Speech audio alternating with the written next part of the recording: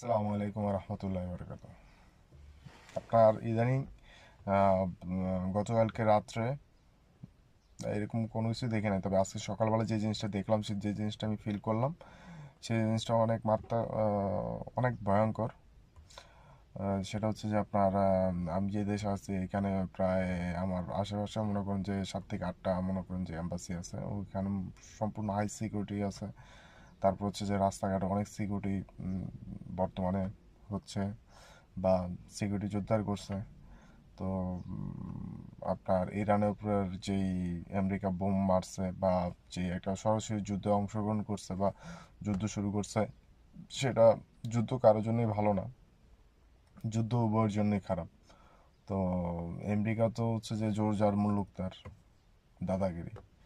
তো এখন কিছু করার নাই, যেহেতু এখন পর্যন্ত ইরান একাই মাঠে।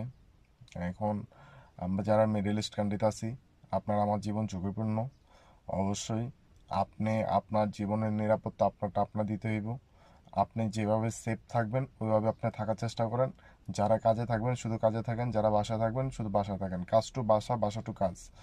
অযথা বাইরে কখনো বাইরে আনার চিন্তা ভাবনা করবেন না। যেটা আপনার প্রয়োজনীয়, নিত্য প্রয়োজনীয় যে সমস্ত খাবার দাবার কেনার প্রয়োজন, শুধু ওটার জন্য আপনি বের হন।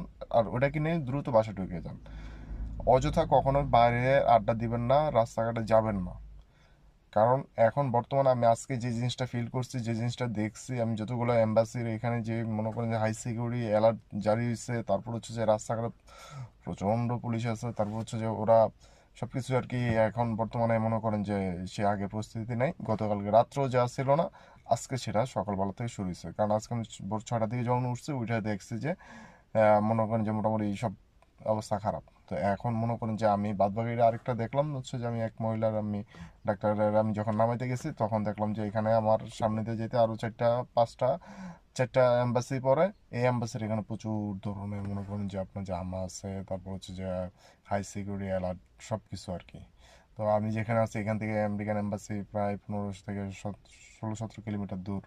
তো ওইখানে তো মনে করেন যে আরও হাই সিকিউরিটি ঢুকছে, হ্যাঁ নাদা।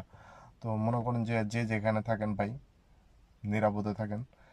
আর যারা দেশে আছেন তারা আহ, দোয়া করুন বাস। দোয়া বলতে ওরকম টেনশনে কিছু নেই, বাস ওইটুকুই। তবে আপনারা যারা এই সমস্ত দেশে আছেন তারা সেভে থাকেন। আর যদি আপনাদের আমার কথা যদি আপনাদের ভালো লাগে, তাহলে অবশ্যই আমার চ্যানেলটা সাবস্ক্রাইব করতে পারেন, যেন আমি ভবিষ্যতে যেন আরও ভিডিও বানাইতে পারি, আমি যেন আপনাদের পাশে থাকতে পারি। অবশ্যই আমাকে উৎসাহিত দিবেন।